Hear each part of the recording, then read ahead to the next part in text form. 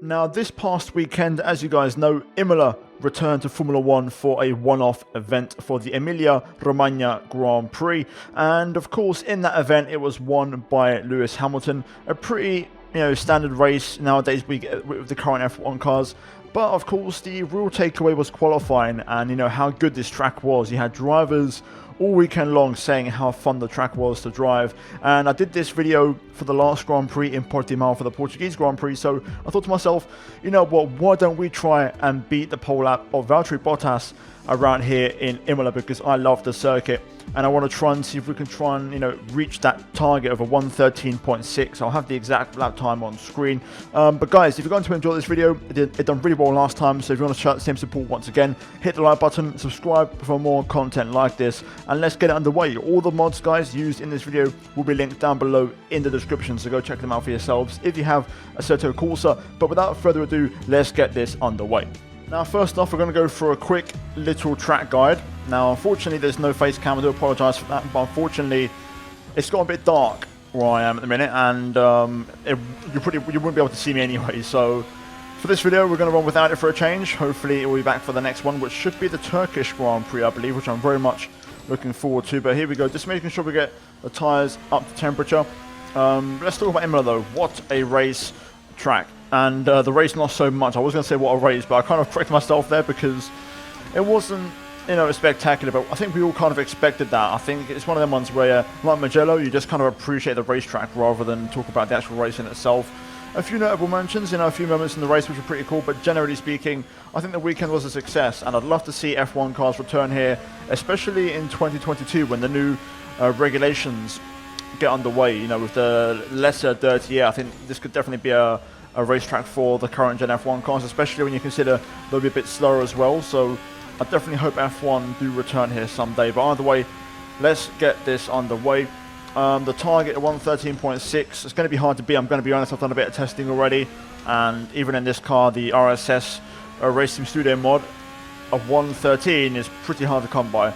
So let's go then for a quick little track guide. First of all, flat out of course on the pit straight, down towards the first chicane, the Variante Tamburello. Fourth gear for the first part of the chicane, then up to fifth, flat out through the third turn, the left-hander there, as we now race down towards the next chicane, the Variante Villeneuve. Down 2 gears, bit of braking through the right-hander, use all the curbing there on the entry and exit as we then approach Tosa. Hairpin, third gear corner, trying to get the power down on the exit.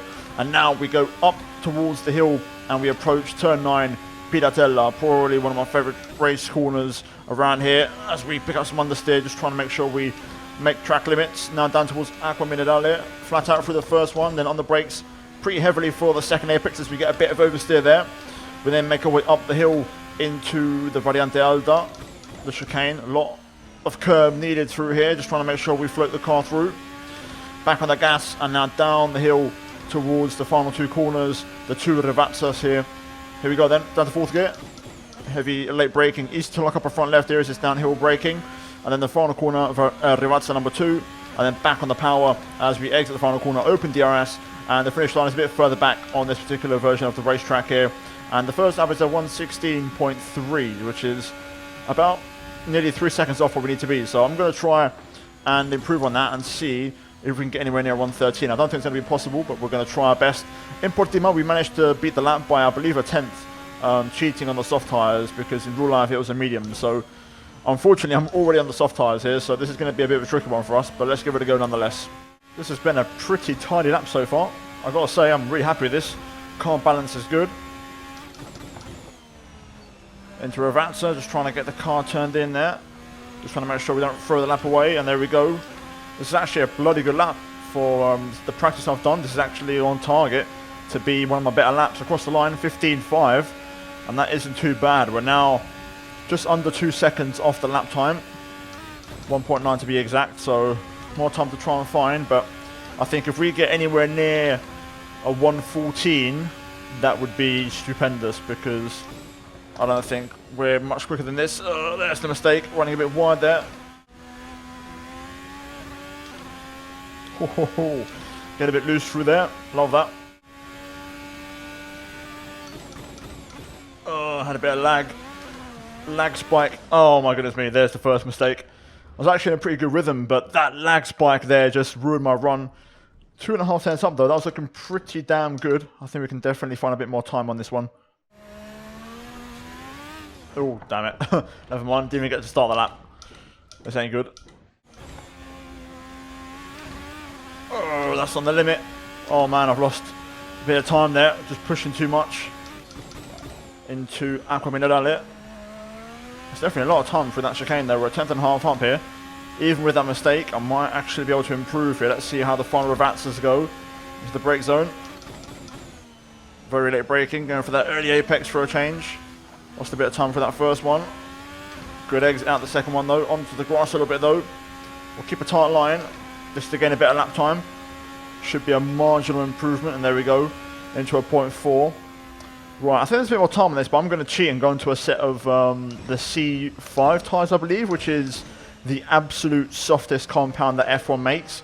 We saw that back in pre-season testing, and I'm going to put the fuel to like a really extreme amount and see if we can get anywhere near to that 114. Well, here we go then. We've got the softest possible tyres. As you can tell by the red band, it's a little bit faded, so let's see how this goes as we get a bit loose out of the second revatsa. Also running pretty much minimal fuel. Here we go then.